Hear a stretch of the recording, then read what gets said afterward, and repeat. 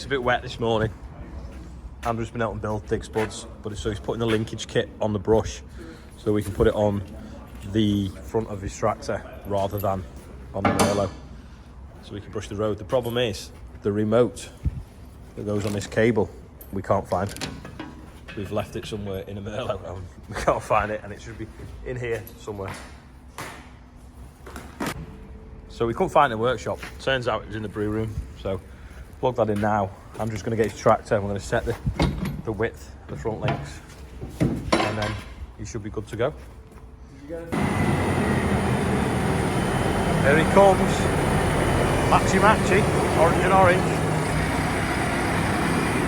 I'm just going to set these now to the right width.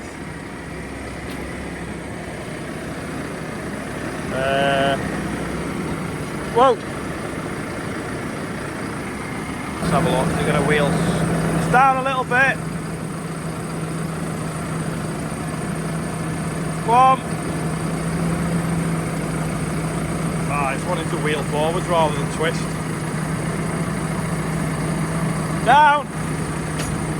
Oh, I might need two hands. Because it's on a caster, it's wanting to wheel the wrong way, so he's just going to back up and shuffle over and get sort of parallel to the front. Right, I think it just goes down a bit now.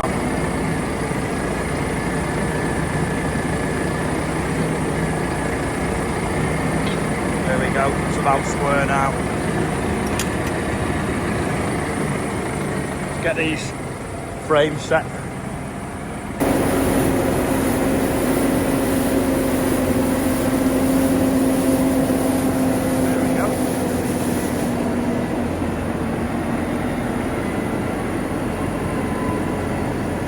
Both ways, because in case it's got any air in the ram. Savage that. You don't slow the flow. I'd leave it like that on a slight angle. There we go, we had a slight issue with the wire. You can plug when it plugs together and the cab wasn't working, but just a bit of a loose connection, but it's working now. I don't know why that wheel doesn't want to go straight. It's like it seized, but it wasn't.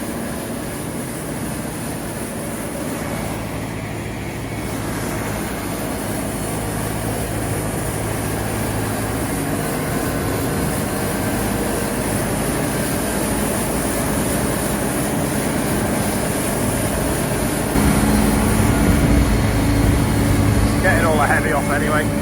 Proper wet the yard this morning then. So the damaged fairy broke this. So Rob's plastic welded it with Andy's welder thing, and he's just gluing up the headlight now to fix it. Someone has also backed into something and munched that, and it snapped that banjo fitting. I mean, that valve block was 1,400 quid. Anyway, we've managed to re-tap it and get it to fit in better. It's aluminium. So we've just got to put a new plug on it now. I've been getting a couple of bales of OSR straw because we're going to chip some to make some insulation, and Craig's going to try it in his new wall, and also we'll make some for bedding for horses as well while we're on with it.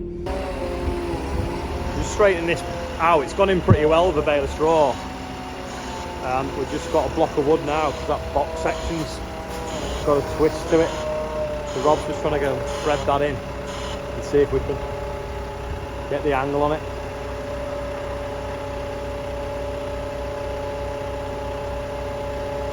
Go that way a bit. That's it, right? On that now.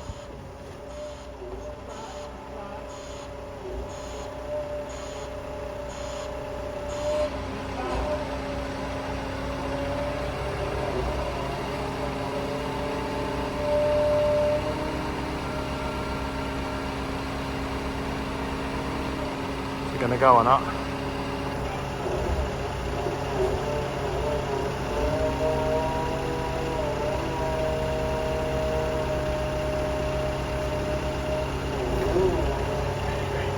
It's not moving, no. Might have to take it off and use a jack.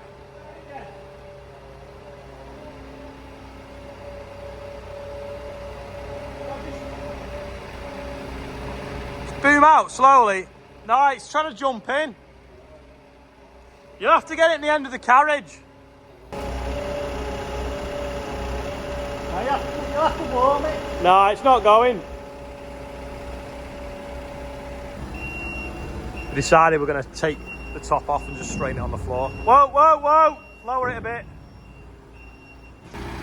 Yeah, we'll just undo the bolts now, lift that off, and then it's easy then, rather than working it 12 foot high in the air. So we took them 3 bolts out now, just need to slacken these 2 nuts, and hopefully that should slide out of these tubes. There we go, is that going to come out?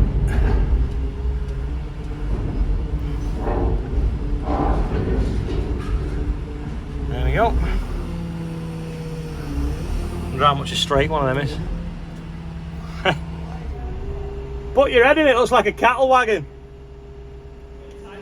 Looks like a horse box. Put your head in. Yeah, so we've got to straighten this. Proper monster. Or maybe cut it off and start again. Straighten that. Bag. Well, I'll chip it on the floor first. The concrete's here now, it's a bit stodgy, so we're just going to get it a bit wetter now. So the first batch we've put in, it's nearly a dry mix. We're just putting that over the pipes, and then we can walk on it a bit easier with the wetter stuff. So you're just now mixing a wetter batch.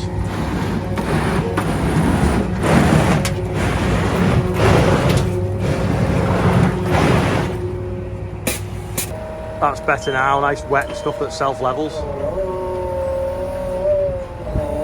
You got the remote for the chipper there? Yeah, if you want to just fire it up from here, then I'll do it. We're over there, you see, and he's over here doing that. I'll just push the skip back a bit as well.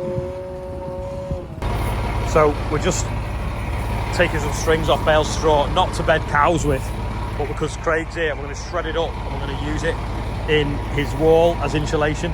So take the strings off it before I put it through the chipper. Great. I'm going to whisper, but Craig's filming, but really I want to shout, stand next to it for scale, because when someone stands next to a tractor, we always say stand next to it for scale. Super excited, just arrived on all these forms, show me around. On the digger now, we've chipped it to the pile there, we've finished the concreting. Craig's here and he's just going to film now, just filling the bags, because he's doing a total story about how he built his office in his garden and obviously how it's insulated. So I'm just going to scoop some into the bags now. It comes off the belt too quick to put it straight in. It's got all the merch on as well over there. Bit of black smoke coming out of that plane there. But don't forget, it's the cows that are bad for the environment, not the planes, obviously.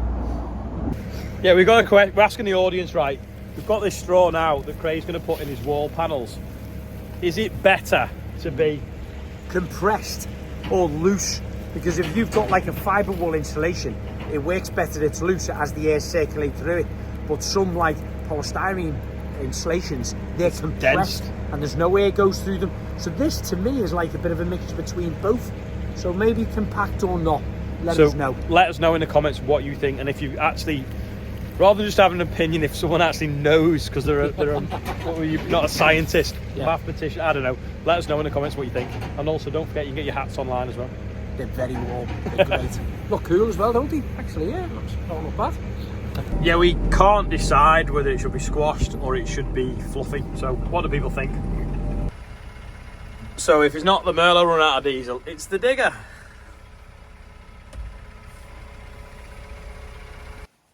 What do you think of your new hoodie, Olivia? You're not going to speak? No.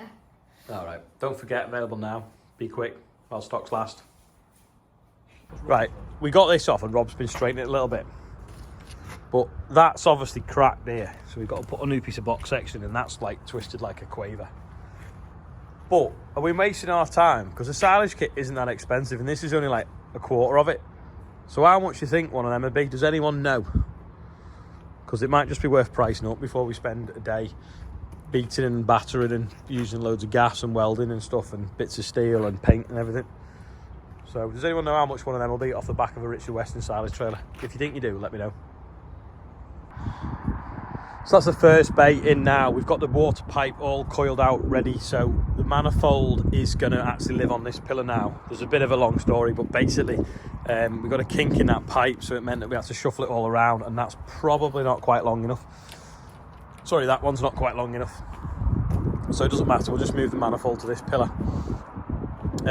It's been floated around the edge now with the trowel, and we've just got the middle to do, so we're going to use this, what's called an easy float. So we always used to beg, steal and borrow off Elliot or James, but anyway, I bought my own because it wasn't actually that dear, but it has a little gearbox in it. So if you look, see how that's sloped forwards like that?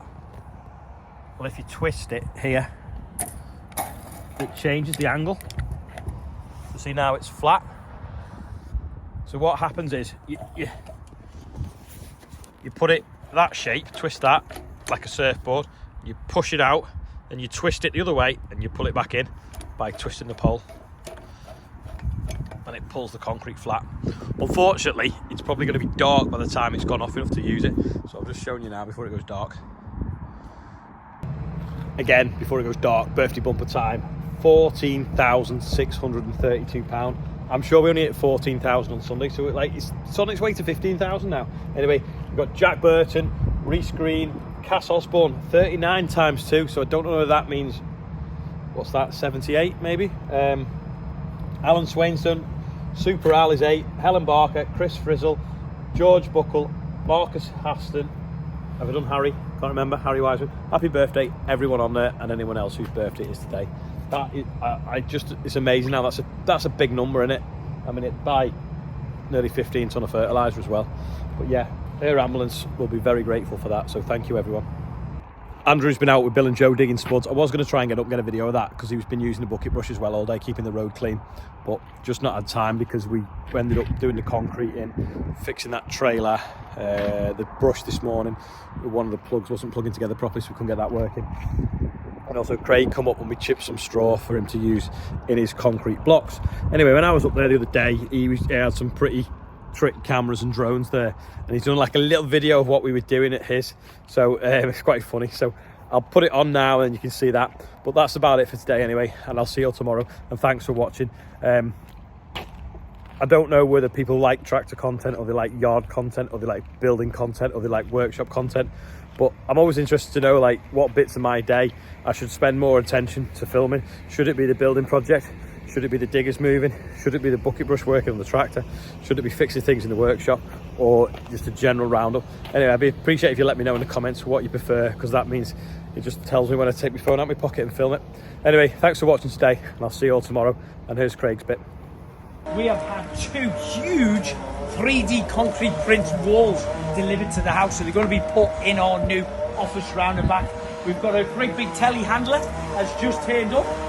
He's reversing very closely to me lovely pots and me olive trees. Oh. But what we've got to do very carefully is get these straps crossed over onto his hooks, lift it up to a certain point, and then re-strap them on and get it standing upright so we can carry it around there. Fingers crossed it's not going to break.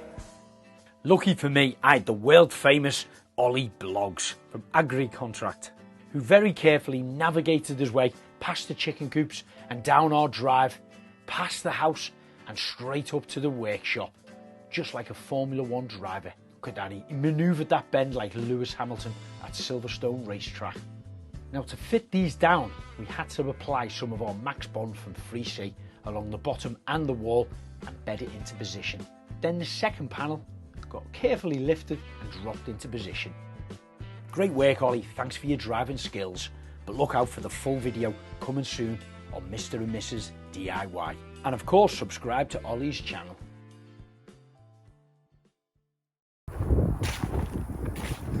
There we go. It's dark, but we've got the lights.